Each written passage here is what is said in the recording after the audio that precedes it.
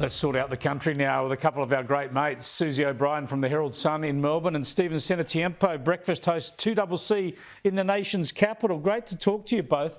Bit of a yarn about I suppose, the number one issue in the country when it comes to the cost of living crisis is interest rates and inflation and when they're going to go down. And Susie, some economists now attacking the RBA, saying interest rates are too high for too long, time to cut them.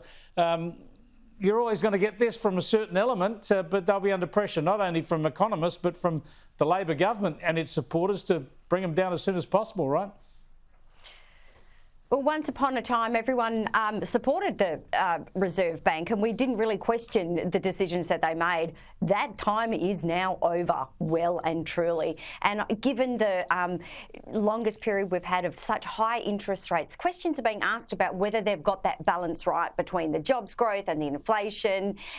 We would really be hoping to see some kind of movement on interest rates by the middle of next year because, you know, they get it wrong. 75,000 people lose work.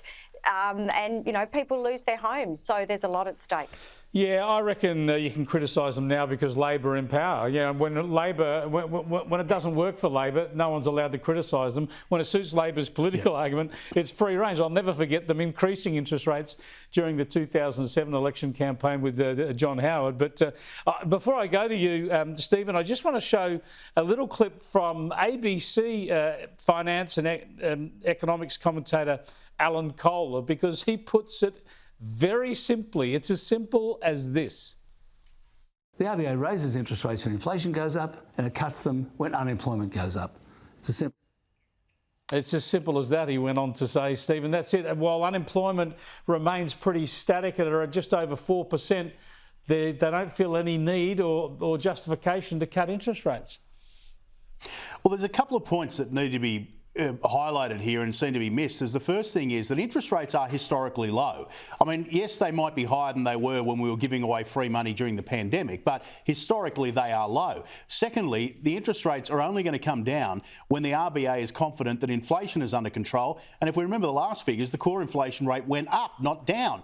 And we also know that the government has added $104 billion worth of spending to the economy, which is forcing inflation up. The Reserve Bank has been explicit in saying to the government, you need to get spending under control before we can even consider bringing interest rates down. And the Treasurer, or the passenger as I like to call him, puts his fingers in his ears and says, la, la, la, la, la, I'm not listening.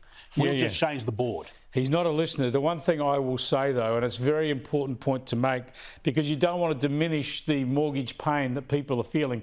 Yes, interest rates are nothing like the mortgage rates are nothing like the 17.5% I paid back in the 80s that nearly killed me.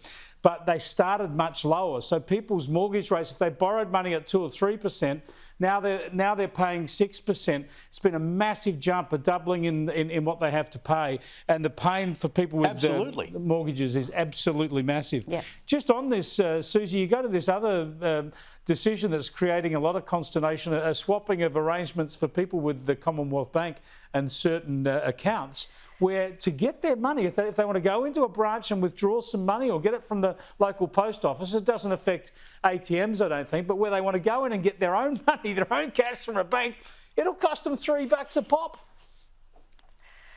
Oh, well, I'm a CommBank customer, not very happy. You know, what's that slogan for the Commonwealth Bank? Commonwealth Bank can. Well, what we've discovered today is that they can charge you to take your own money out. I mean, it is absolutely outrageous. They're saying $3 for what they call an assisted withdrawal.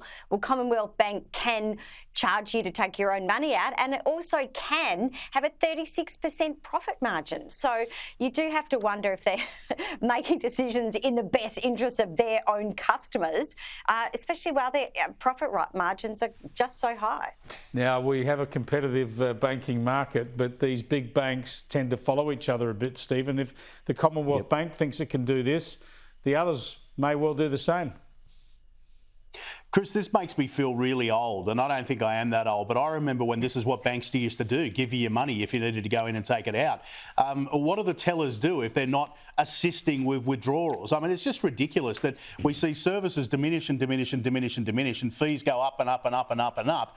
Profits keep going up. At what point, and I know that they're beholden to their shareholders, But at what point do customers bear into this?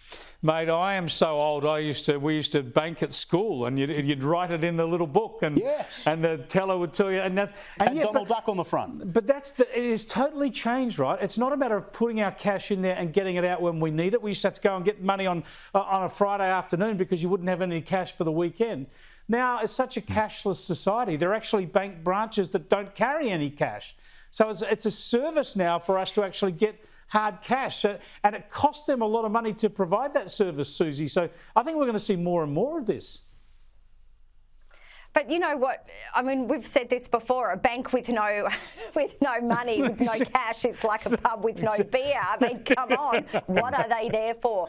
And you know, I think they're doing a big part of their community a massive disservice with these sorts of fees, because it's often the elderly, the disadvantaged, the vulnerable who are still relying on that face-to-face. A lot of people are saying, look at some of the stuff that's happening with online scams.